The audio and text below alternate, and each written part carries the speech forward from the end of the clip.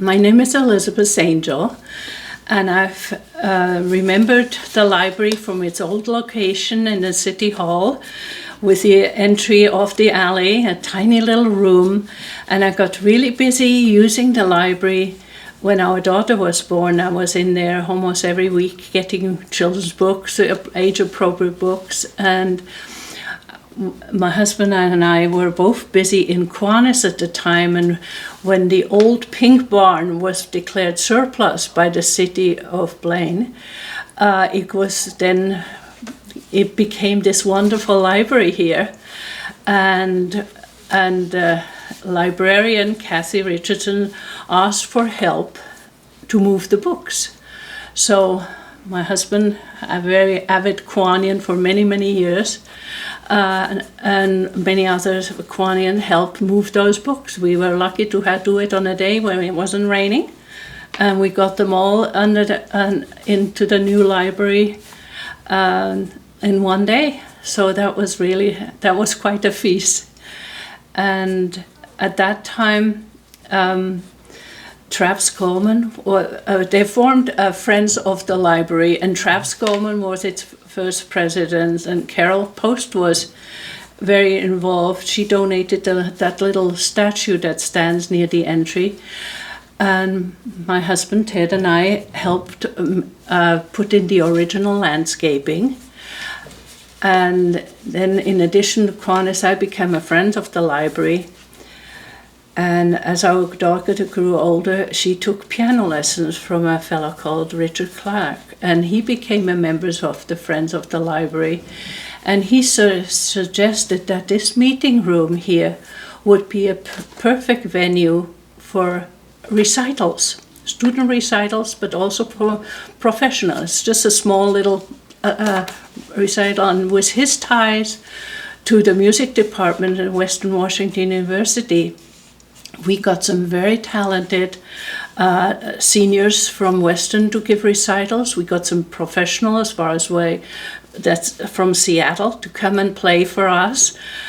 And but in order for them to play for us, we first had to raise funds to buy a little baby grand, and so we used the small library building at the City Hall for a rummage sale to raise funds, and all the Kiwanians helped. We raised over $1,200, and that was big money back then. And somehow it got printed in the newspaper, and a couple with ties to Western Washington learned about our efforts, and a lady wanted to upgrade from her baby grand piano to a regular, and she and her husband donated a baby grand piano to our library and stood here for over 20 years, and we had many fine recitals with Richard Clark and myself being the music committee, and he would lasso in the talents for recitals, but it was also open for student recitals. So some of the local pianists had their student recital here, which is perfect size for that.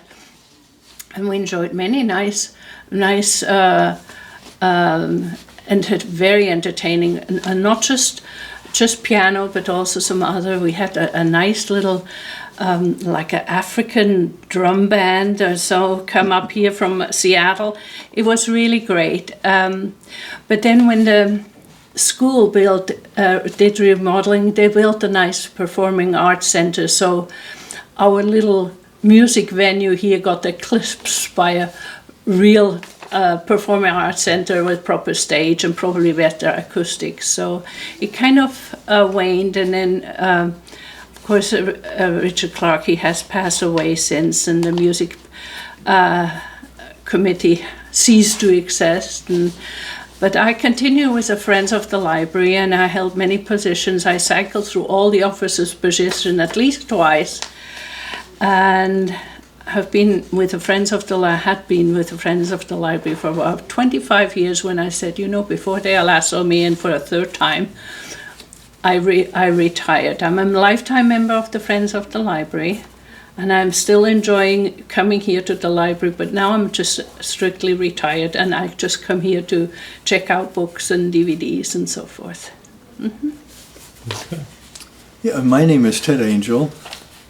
We moved here in 1975, and as I recall, this building used to be the City Pink Barn, which meant that it was the garage for changing oil and storing fixing material. I do remember coming out here as a member of the City Council many times, looking over some vehicles, especially police vehicles, and smelling oil and gas here in the building. It was a real task for the conversion to a library, believe me, but they did a great job. I was on the City Council enjoying that, and became very familiar with the movers and shakers in the community. They did a beautiful job in organizing the effort to get this into a library, and I don't remember all the details. I think City put some funds in it. For sure, they put the old building and the land in it. But I remember Elisabeth and I, over the years, we just volunteered a lot of our time and energy. We were handy people. We had been very used to painting and landscaping. Some of the projects we were involved with. We painted this room and the children's room and the staff area and the staff bathroom, and painted the trim on the outside. That was probably about 12 years ago or so. Yeah, and the trim on the outside needed stained, so we stained it. And I think there's an old picture from the Northern Light that shows up on the ladder, painting that stain. I also remember part of the landscaping. Tom Burton and Richard Sturgill both grew and still grow bamboo in their yard. They brought some of that and planted it here as part of the landscaping. And I can remember Elisabeth and I trimming it because it grew profusely. It really liked this location, and it was a chore.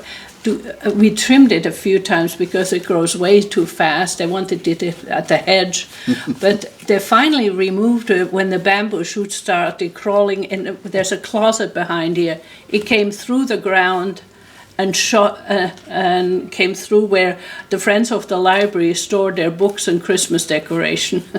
So we finally decided the bamboo has to go. It has its place, but it has to definitely be contained. And even the original landscape had to, landscaping, I know there's an evergreen that just recently got taken away, and other things had to be either trimmed back severely or moved. The roadies are still the original, and I think they're just trimming it to keep the passageway to the entry open. We have certainly enjoyed using the library over the years, and watching how it's grown. I've been part of that, and it's carried on by other people. We're very happy about that. We are retired now, so we just enjoy coming, doing our thing, and we get invited quite often to the annual Friends of the Library get together and book sale. And book sales. They're always after volunteers. Yeah.